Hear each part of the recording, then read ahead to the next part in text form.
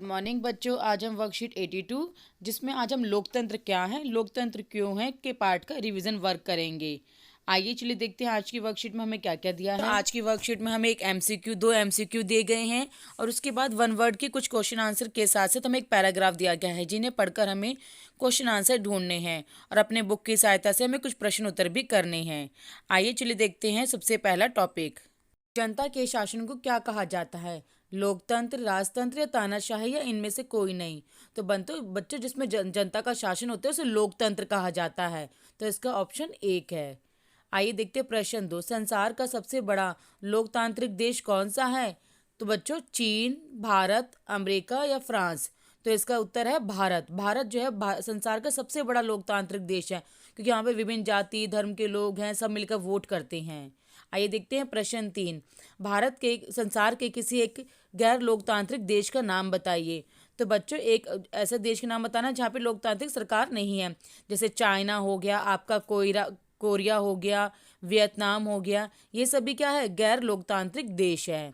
आइए देखते हैं प्रश्न 4, भारत में मतदान करने की निर्धारित उम्र क्या है? तो इसका उत्तर है बच्चों 18 वर्ष।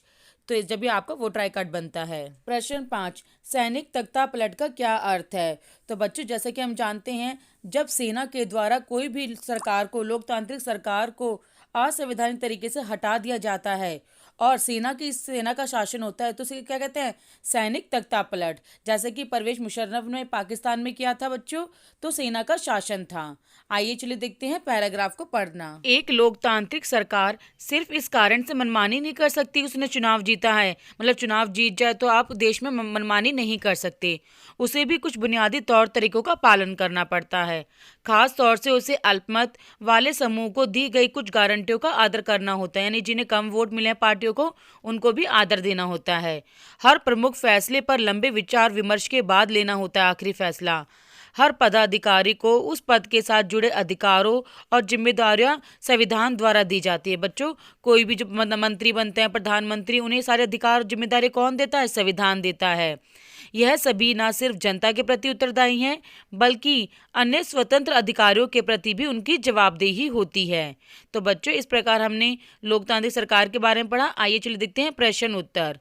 सरकार जनता के प्रति कैसे उत्तरदायी है? इसमें लिखोगे कि सरकार जो भी फैसले लेती है, जनता उनसे उन प्रश्नों के फैसलों के बारे में पूर्ण जानकारी प्राप्त कर सकती है। इस प्रकार सरकार जनता के प्रति उत्तरदायी है। आइए देखते हैं प्रश्न 2, लोकतंत्र में प्रमुख फैसले विचार विमर्श से क्यों लिए जाते हैं? क्योंकि बच्चों इन फैसलों का असर जो है पूरी देश पे, पूरी जनता पे पड़ता है, इसीलिए इन पे फैसला लंबे विचार विमर्श के बाद ही लेना होता है। आइए देखते हैं पैराग्राफ। हर पदाधिकारी को उस पद के साथ जुड़े अधिकार और जिम्मेदारियां किसके द्वारा दी जाती हैं? तो बच्चों इस संविधान के द्वारा दी जाती है।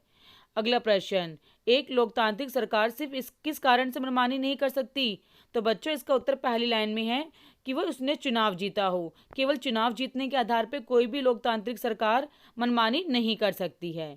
आइए देखते हैं प्रश्न उत्तर। प्रश्न 7, लोकतांत्रिक और गैर तांत्रिक शासन व्यवस्था में अंतर बताइए।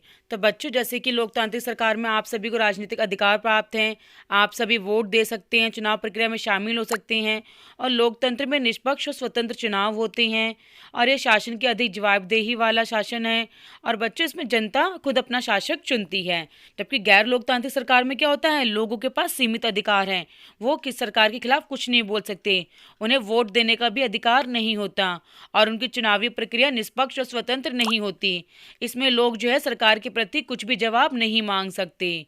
इस प्रकार बच्चों भारत क्या है? लोकतांत्रिक सरकार है और कोरिया गैर लोकतांत्रिक सरकार है। आइए चलिए देखते हैं प्रश्न 8, लोकतांत्रिक शासन व्यवस्था की कोई 3 विशेषताएं बताइए। कि बच्चों हम सभी जानते हैं कि लोकतंत्र में सरकार का ऐसा रूप है जिसमें शासकों को चुनाव लोग करते हैं वोट देकर। सारे फैसले जो है जनता के चुने हुए प्रतिनिधि लेते हैं और चुनाव जो है निष्पक्ष होते हैं और सभी को वोट देने का अवसर मिलता है और एक समय अंतराल पे वो इलेक्शन होते रहते हैं देश में, ताकि हम अपनी गलती को सुधार सकें। और बच्चों इसमें कई प्रकार की सरकारें होती हैं, राजनीतिक दल इलेक्शन लड़ते हैं, जिससे कि हम सही नेता का चुनाव करने का अवसर भी प्राप्त होता है। आइए चलिए देखते हैं अगला प्रश्न 9, लोकतंत्र में निष्पक्ष और स्वतंत्र चुनाव क्यों जरूरी हैं? क्योंकि बच्चों जब चुनावों में अगर कोई घपलेबाजी नहीं होगी, भ्रष्टाचार नहीं होगा और सभी को इलेक्शन लड़ने का मौका मिलेगा, तो हम सही से सरकार का चुनाव कर सकते हैं। और चुनाव में कई राजनीतिक दल इलेक्शन लड़े, ताकि हम सही उम्मीदवार को चुनाव में उतरने की पूरी आज़ादी होनी चाहिए। और चुनाव जो है बच्चों समय अंतराल पे होने चाहिए, ताकि नए वर्षों में कुछ चुनाव होगा तो हम जो चुनाव अगर प्रेजेंट सरकार जो है, वर्तमान सरकार सही ना हो तो हम उसे बदल भी सकते हैं। और बच्चों हमें अब वोट हमेशा अपनी इच्छा अनुसार देना चाहिए, किसी के दबाव में आके नहीं देना चाहिए। लोकतांत्रिक शासन व्यवस्था में जनता को अपने शासकों को चुनाव करते समय कौन कौन सी बातों को ध्यान रखना चाहिए। बच्चों हम जब भी वोट देते तो हमें ध्यान रखना चाहिए कि हमारा जो नेता हो पढ़ा लिखा हो, वो मतलब कि मानसिक और शारीरिक रूप से स्वस्थ हो, और उसकी पृष्ठभूमि कैसी होनी चाहिए, वो बिल्कुल साफ होनी चाहिए, अर्थात वो किसी आपराधिक पृष्ठभूमि का ना हो। कई जैसे होता है ना कि बस जेल से इलेक्शन लड़ते, तो हम ऐसे लोगों को वोट नहीं देना चाहिए। और हमें ऐसे नेता को चुनना चाहिए जो अपने वादे पूरा करे, ना कि जनता को चिकनी चुपड़ी बातों से बहलाए। इस प्रकार बच्चों इस चैप्टर की आपको रिवीजन कराई गई है। अगर आपको हमारी वीडियो पसंद आए, समझ आए, तो इसे लाइक और सब्सक्राइब जरूर करें। Thank you.